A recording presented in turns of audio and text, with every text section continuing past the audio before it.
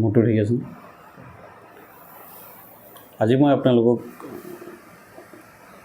আমাৰ হিমাচিউৰিয়া বা ইউৰিনৰ লগত যে ব্লিডিং হয় তাৰ বিষয়ত মই আপোনালোকক জনাব বিচাৰিছোঁ। আমাৰ ইউৰিনৰ লগত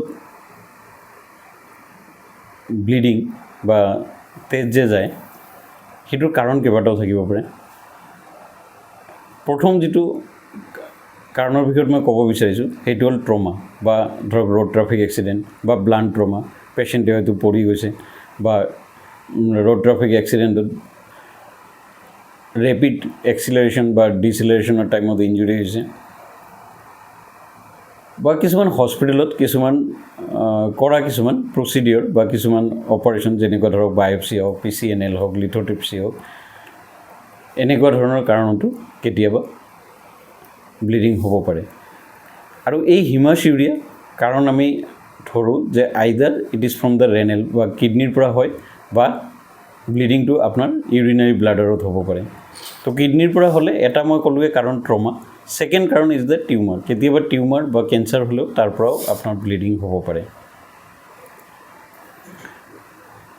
আৰু ব্লাডাৰত ইউৰিনাৰী ব্লাডাৰ যিটো তাৰ পৰা যদি হিমাচিউৰিয়া হয় তেতিয়াহ'লে জেনেৰেলি তাতেও ব্লাডাৰত টিউমাৰ বা কেঞ্চাৰ হ'ব পাৰে বা ৰেডিয়েশ্যনৰ কাৰণে হ'ব পাৰে, পষ্ট ৰেডিয়েশ্যন পেচেণ্টত হ'ব পাৰে।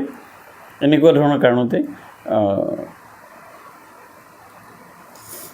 হিমাচিউৰিয়া বা তেজৰ ইউৰিনৰ লগত ব্লাড যাব পাৰে। এতিয়া কথা হ'ল যদি ইউৰিনৰ লগত যায় আমি তাক কেনেকৈ গম পাম? এক নম্বৰ কথা যে আমি ব্লাড টেষ্ট কৰিব লাগিব বা ইউৰিন টেষ্ট কৰিব লাগিব, চিৰিয়েল হিমাট'ক্ৰাইট চাব লাগে। আৰু কেতিয়াবা হয়তো আমি চকুৰে নেদেখিলেও কেতিয়াবা ব্লাড ইউৰিনৰ লগত আগতে ৰেডিছ কালাৰ ব্লাড ইউৰিন দেখা পাব বা কেতিয়াবা হয়তো ইউৰিনটো নৰ্মেল কালাৰতে আছে কিন্তু আপোনাৰ হিমগ্ল'বিন কমি গৈ আছে কিবা এটা কাৰণত বা ব্লিডিং হোৱাৰ কাৰণে, তেতিয়া ব্লাডৰ পেৰামিটাৰখিনি চালে বা ইউৰিন টেষ্ট কৰিলে ইউৰিনত থকা RBCৰ পৰিমাণবিলাক চালে আমি গম পাব পাৰোঁ যে পেচেণ্টৰ হিমাচিউৰিয়া হৈ আছে। ছেকেণ্ড ইনভেষ্টিগেশ্যন হিমাচিউৰিয়াৰ পৰা আমি যিটো কৰোঁ সেইটো হ'ল আল্ট্ৰাচাউণ্ড। আল্ট্ৰাচাউণ্ডতো আমি বহুত ক্ষেত্ৰত বহুতখিনি ডায়েগন'চিছ পাই যাওঁ যে পেচেণ্টৰ যদি ইঞ্জুৰি হৈছে তো কিমানখিনি এফেক্টেড হৈছে বা টিউমাৰ আছে যদি কোনটো এৰিয়াত আছে সেইখিনি আমি আল্ট্ৰাচাউণ্ডত এটা ডায়েগন'চিছ পাব পাৰোঁ। আৰু তাৰপিছত একুৰেট ডায়েগন'চিছৰ কাৰণে আমি এটা কণ্ট্ৰাষ্ট CT স্কেন এটা কৰিব লগা হ'ব পাৰে।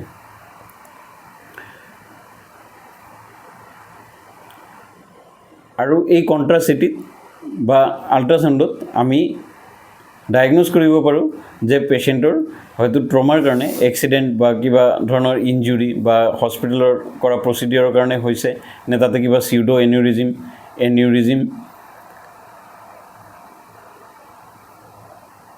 বা আন কিবা কাৰণত হৈছে, গোটেইখিনি আমি গম পাব পাৰোঁ। আৰু কণ্ট্ৰাষ্ট CTত আমি জেনেৰেলি এক্সট্ৰাভাছেশ্যন অফ কণ্ট্ৰাষ্ট যদি পাওঁ তেতিয়াহ'লে তাত ব্লিডিং হোৱা বুলি বা তেজ তাৰ পৰা সিটো পইণ্টৰ পৰা ওলোৱা বুলি আমি তেতিয়া তাক ডায়েগন'জ কৰিব পাৰোঁ। আৰু ডায়েগন'চিছৰ পিছত আমি ধৰক এতিয়া ট্ৰমা বা এক্সিডেণ্টৰ পেচেণ্ট এটা আহিছে যাৰ হিমাচিউৰিয়া হৈ আছে, তেতিয়া আমি তাক এক ধৰণৰ ষ্টেজিং কৰিব পাৰোঁ যিটো আমি AST বুলি কওঁ। আমেৰিকান ছ'চাইটি এটা আছে ট্ৰমা পেচেণ্টক কেটেগৰাইজ কৰিবৰ কাৰণে। তাৰ কাৰণে AST টাইপ 1ৰ পৰা টাইপ 5লৈকে যিমানে বেছি যাব সিমানে ইঞ্জুৰি পৰিমাণটো বেছি বুলি আমি ধৰি ল'ব পাৰোঁ। আৰু টাইপ 5ত বা শ্বেটাৰ্ড কিডনি হয়তো গোটেই কিডনিটো ডেমেজ হ'ব পাৰে, এনেকুৱা ধৰণৰ আমি পাব পাৰোঁ। আৰু এই ধৰণৰ পেচেণ্টবিলাকত যদি পেচেণ্ট ষ্টেবল থাকে, হিম'ডাইনামিকেলি যদি পেচেণ্ট ষ্টেবল থাকে, তেতিয়াহ'লে তাৰ ট্ৰিটমেণ্ট আমি নন চাৰ্জিকেলি বা চাৰ্জাৰী নকৰাকৈ আমি ট্ৰিটমেণ্ট কৰিব পাৰোঁ, যিটোক আমি এম্বলাইজেশ্যন বুলি কওঁ। আৰু এই এম্বলাইজেশ্যন আমি টাৰ্গেটেড কৰিব পাৰোঁ পেচেণ্টৰ কিডনিটো, তেতিয়াহ'লে বাকী ফাংচনেল কিডনি যিখিনি আছে বা টিচু যিখিনি আছে সেইখিনি ফাংচনটো থাকি যাব। অকল ব্লিডিং পইণ্টটো আমি চিল কৰি পেচেণ্টক ট্ৰিটমেণ্ট কৰিব পাৰোঁ। Even in the higher grade of the injury patient also' if the patient is haemodynamically stable then we can embolise that patient.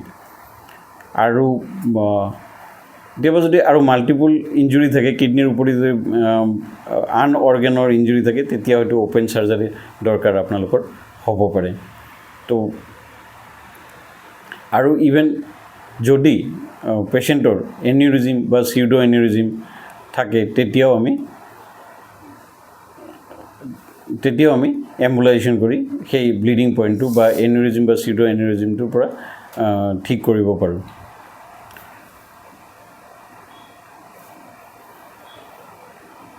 আশা কৰোঁ আপোনালোকে হিমাচিউৰিয়াৰ কাৰণ আৰু তাৰ প্ৰতিকাৰ কেনেকৈ ধৰণে কৰিব পাৰি সেই বিষয়ত মই আপোনালোকক জনাব পাৰিছোঁ। Thank U. জয় হিন্দ, নমস্কাৰ।